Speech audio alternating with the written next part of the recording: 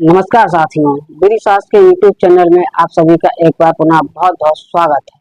साथियों, आज हम लोग बात करने वाले हैं मॉब लिंचिंग की घटनाओं के कानून के विषय में। जी हाँ, आप सभी ने देखा होगा कि देश भर में पिछले कई सालों से मॉब लिंचिंग की घटनाएं बहुत ज्यादा होने लगी हैं।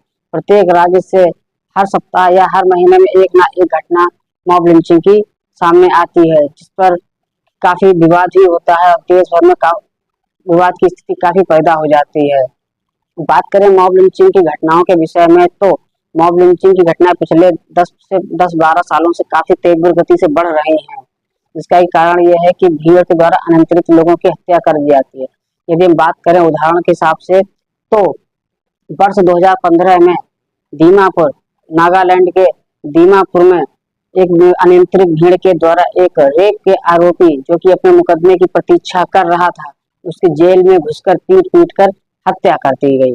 तो वहीं वर्ष 2017 में झारखंड में 7 लोगों की भीड़ के द्वारा पीट पीट कर हत्या कर दी गई थी। वजह सिर्फ इतनी थी कि किसी व्यक्ति के द्वारा व्हाट्सएप पर यह सूचना प्रसारित कर दी गई थी कि एक बच्चे का अपहरण कर लिया गया है और उसके अंग को काट कर चारों तरफ बिखेर दिया गया है। इस घटना को व्हाट्सएप लिंचिंग घटना भी कहा जाता है, क्योंकि यह घटना व्हाट्सएप के ग्रुप के द्वारा फैलाई गई थी और इसी की वजह से अनियंत्रित भीड़ के द्वारा 7 लोगों की पीट पीट कर हत्या कर दी गई थी। इसी प्रकार वर्ष 2019 में बिहार के छपरा जिले में 3 लोगों की मवेशियों के चोरी के आरोप में भीड़ के द्वारा पीट पीट कर हत्या कर दी गई थी। तो वहीं झारखंड में वर्ष 2019 में ही 4 लोगों की हत्या सिर्फ और सिर्फ अंधविश्वास और जादू टोना के कारण कर दी गई थी।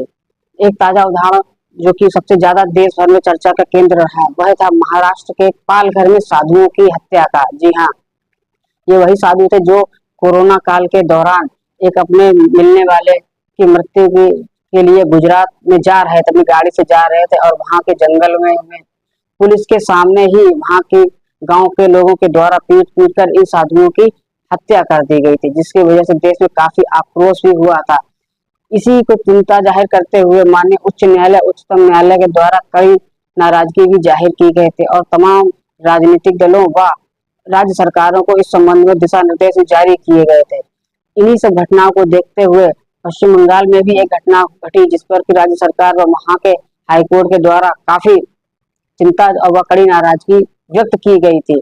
तो इन सब घटनाओं को देखते हुए देश भर में काफी विवाद की स्थिति हो रही थी और देश में एक लंबे समय से मॉब लिंचिंग की घटनाओं को रोकने के लिए एक अलग से कानून बनाने की मांग की जा रही थी।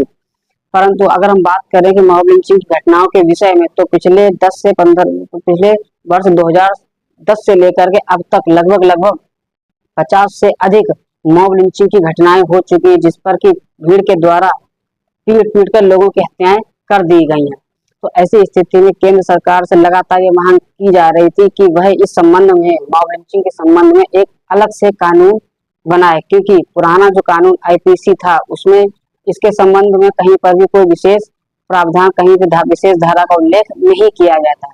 जब भी कभी मॉब लिंचिंग की यदि कोई घटना घटती थी तो 302 आईपीसी के सेक्शन 302 के तहत ही मुकदमा पंजीकृत किया जाता था। परंतु केंद्र सरकार के द्वारा अब जो कि नया कानून भारतीय न्याय संहिता, जो कि वर्ष 2023, जिसको कि केंद्र सरकार ने जो है 1 जुलाई 2024 को लागू किया है, इसमें ये कहा गया है कि कोई भी 5 व्यक्ति या उससे अधिक व्यक्ति, जो कि किसी भी व्यक्ति जो कि धर्म, जाति, मत, मजहब, पंथ या भाषा के आधार पर यदि कोई व्यक्ति की भीड़ किसी व्यक्ति की पीट पीट कर हत्या कर देता है, तो ऐसे व्यक्ति को जो है वह फांसी या आजीवन कारावास की सजा हो सकती है, साथ ही जुर्माने से भी दंडित किया जाएगा।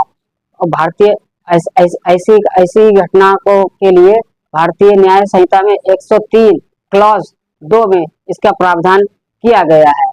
तो उम्मीद करते हैं कि इस कानून के माध्यम से, इस जानकारी से लोगों में जो मॉब लिंचिंग की घटनाएं हैं उसको रोकने में मदद मिलेगी। साथ ही इस कानून की जानकारी से आपको भी जानकारी प्राप्त हुई होगी। तो उम्मीद करते हैं कि ये कानून की छोटी सी जानकारी आपको पसंद आई होगी। ऐसे ही अन्य कानून की जानकारी को प्राप्त करने के लिए चैनल को लाइक और सब्सक्राइब करते रहिए। तब तक के लिए मिलते हैं नई वीडियो के लिए। जय हिंद।